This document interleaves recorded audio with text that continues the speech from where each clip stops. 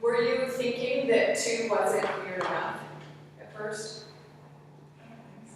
When you watch the video, you'll notice that like the first 2 measures, the 2 is, I almost went, oh, I'm gonna talk to her about B2 not being clear because it looked like this, almost a little bit. And then you were like, okay, I get this, I can do this. Yeah, it was funny, I didn't know what your internal dialogue was because at first I thought you were like, okay, I can do it. And then about 4 measures and you're like, this is not so bad. What's that? Yeah, it was just funny. She was like, I'm doing it. Yeah. Good for you. Yeah, so maybe in a second I'll run you a little bit to see if we can feel where that 2 can be. Yeah. I kind of like how she did the 1 and then went sideways and then cut off. I just thought it looked really easy and I don't like cuffs. So I was like, okay, I'll try that. Yeah, well, and later, I have a video that I'd like us to watch parts of that comes from James Jordan out of Westminster Fire College, who's written all these books about conducting and many other things. He's very prolific.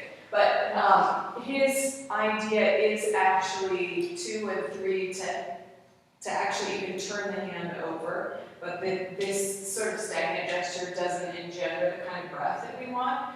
So, yeah, I could be convinced to sometimes have 2 hand open, but I think Bryce is right. If it's always that way, like I had a colleague whose B3 was always thrown way out, and it just kind of became almost funny to me, where I'd see him go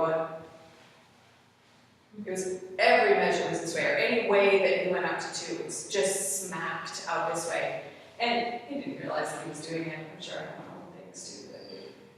So let's see if we can do you mind if I grab him? So you notice we get people that I always ask. Yeah, so I guess I tried to. So we go 1, 2, 3, good, good. Can you, this is so hard. There we go. 1, 2, 3.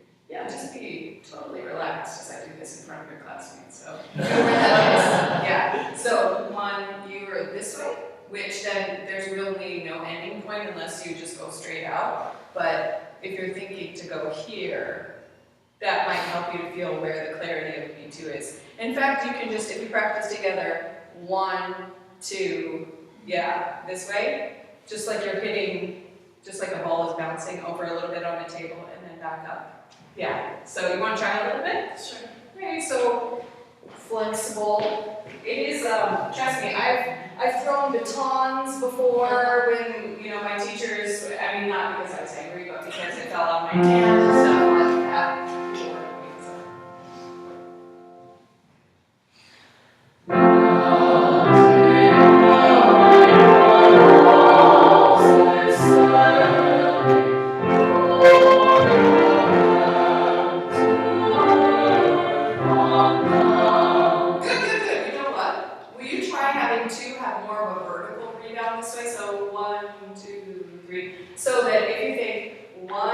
2 would come up about here instead of 1, 2 out this way. Think of it coming straight back up for now, for you. Yeah, so it's going to be, let's try it all slow motion. Ready? Here we go. So it'll be 1, 2, 3. Yeah. There you go. Yeah. I know what it is. Yeah.